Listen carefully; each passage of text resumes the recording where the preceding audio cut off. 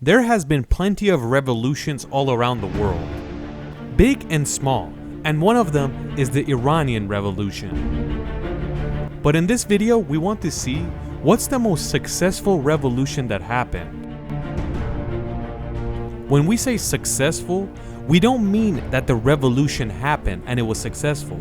We're saying when the revolution happened, it was a positive for the people. You guys know the French Revolution. It basically took power away from the church and didn't allow them to make rules over the government. In this case, the French Revolution was very successful, but not in other terms. October Revolution, or the Communist Revolution in Russia.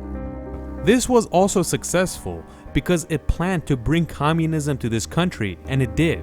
But the future didn't look very bright for them. In the 70 years that the Soviet Union was existing, more than 100 million innocent people died because they didn't agree with the Communist Party. So you can't consider the October Revolution a success. And that is why some people consider this the worst revolution that happened. A lot of revolutions happened around the world, but none of them were that successful, and that includes the Iranian Revolution. And after 40 years, the people are still oppressed. So which one is the most successful revolution in history? A lot of historians believe that the most successful revolution that happened was the American Revolution. A lot of people around the world can't even believe that there was a revolution in America. There was, and it was a very important one. And in this video, we want to talk about that. Let's start from way back. Very way back. About 30,000 years ago. The world is in an ice age. And Siberia and Alaska that look like this today had a bridge running through them. And you could say Asia and North America were connected to each other. This theory suggests that Asians around 30,000 years ago, to find somewhere better, walked across this bridge that's no longer here and found America. They believe that Native Americans are originally from Asia. When the natives came to America, there was no other types of people, and they very easily started to live their life in North and South America. The people that entered these new continents started their own tribes. Tribes all around this vast land, and some of them became very powerful, like the Mayans or the Inca. They lived their life until we get to the 15th century, when in 1492, Christopher Columbus steps foot on the Bahamas. When he left Spain, the plan was to go around the world and get to India. They knew that the Earth was a globe, and they said this time, we're gonna go around the world to get to India. When Columbus gets to the Bahamas, he thinks that he landed in India. He sees a few natives and believes that they're Indians, and that is why they referred to them as Indians. And some people still use this name for Native Americans. But slowly, Columbus realized that he discovered a new area in this world. When he brought news back to Spain that this has happened, it spread around Europe like wildfire. And all the European countries were nervous to get to this country as quickly as possible. Since the Spanish were the first conquerors, they got Mexico all the way down to Argentina. This part of America, France got. The Spanish had the west side of the Americas, and the Portuguese came and got to the east side of South America.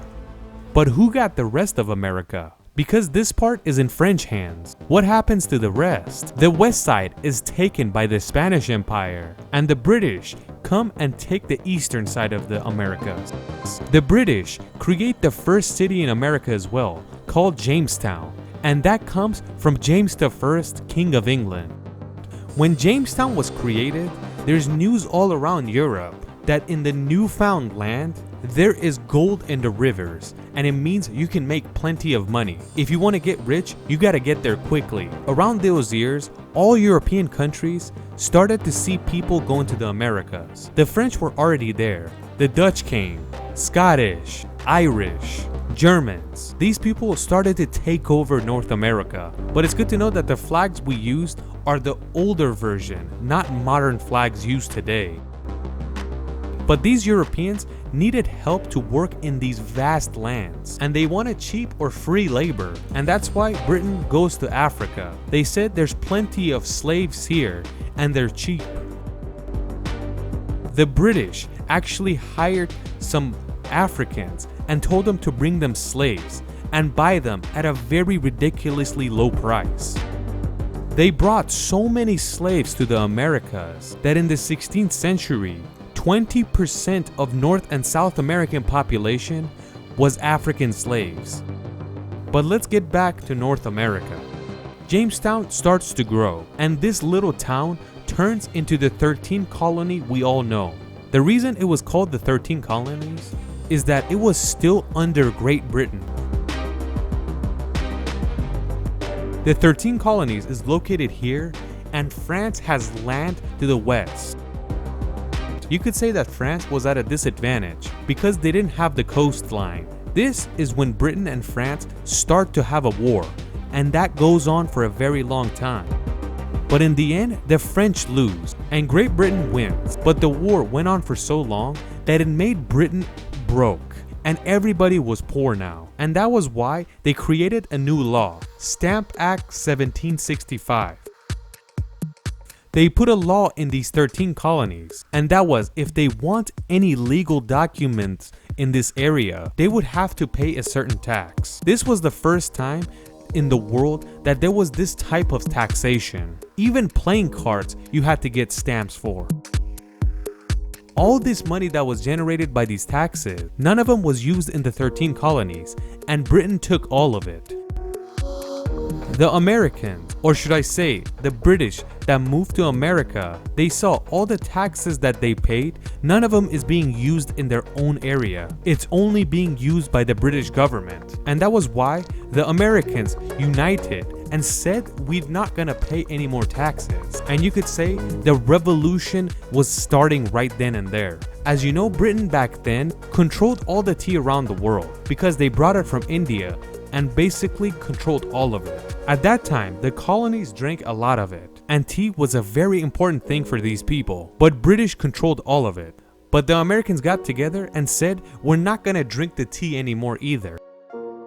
On the 16th of December 1773, when British ships get to the shore of Boston, the Americans get on ship and dump all the tea into the ocean. They dumped 342 cases of tea into the sea. And that was when the American Revolution officially started.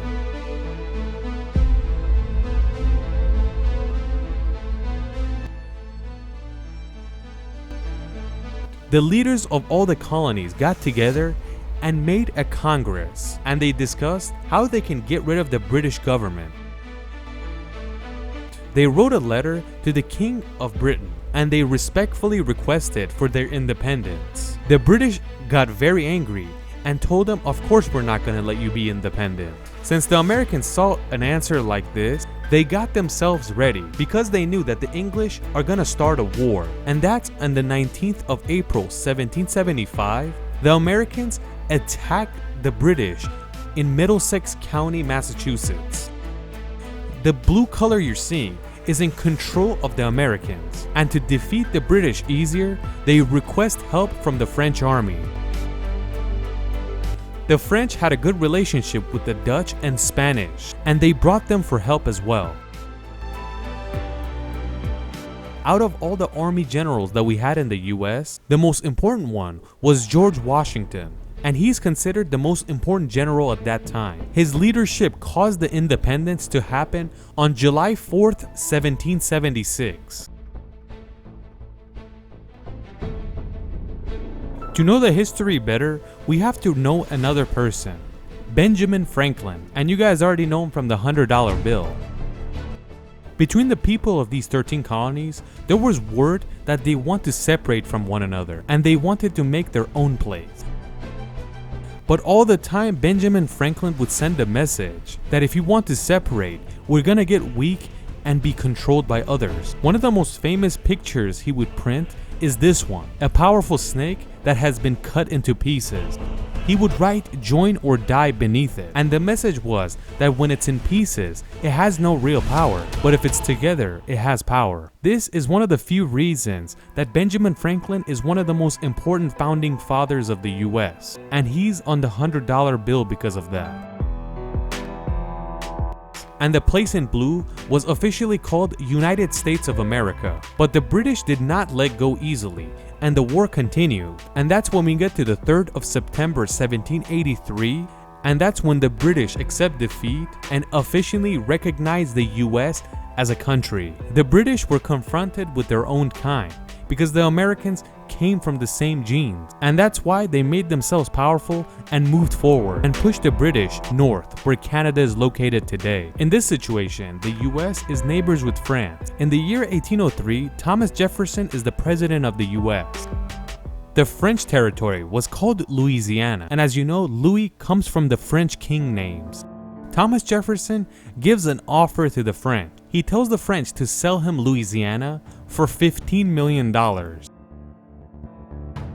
We have to say that the US dollar was created in 1792, and the reason for that was they did not want to use the British pounds, and that's why they created their own dollar. They gave the French $15 million and got this ginormous piece of land.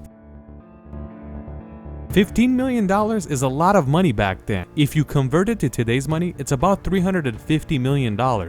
It's good money, but not for a land this big.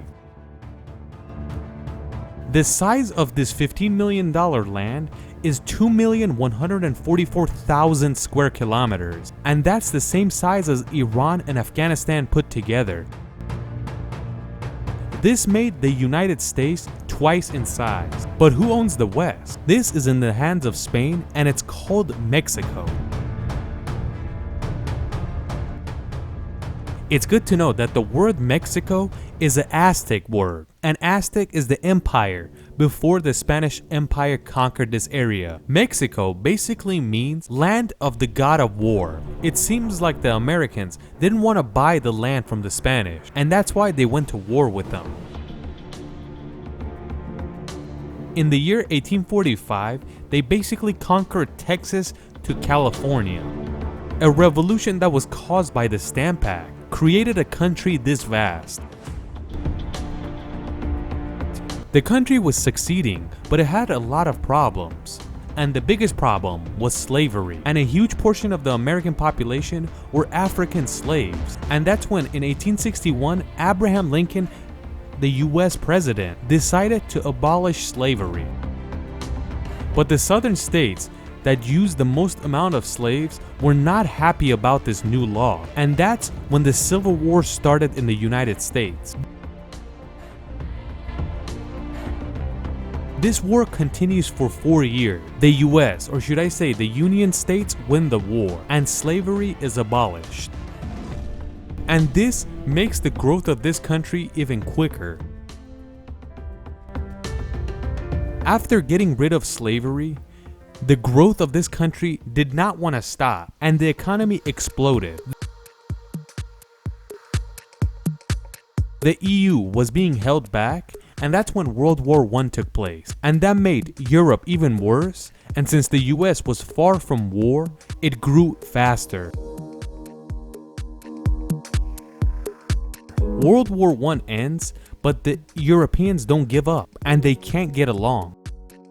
And that's when World War II starts, and the same story takes place as World War I.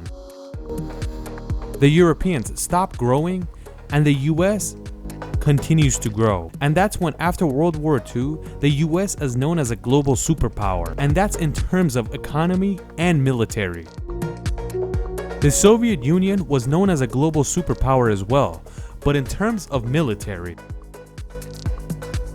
And that's why the American Revolution is made the most successful revolution.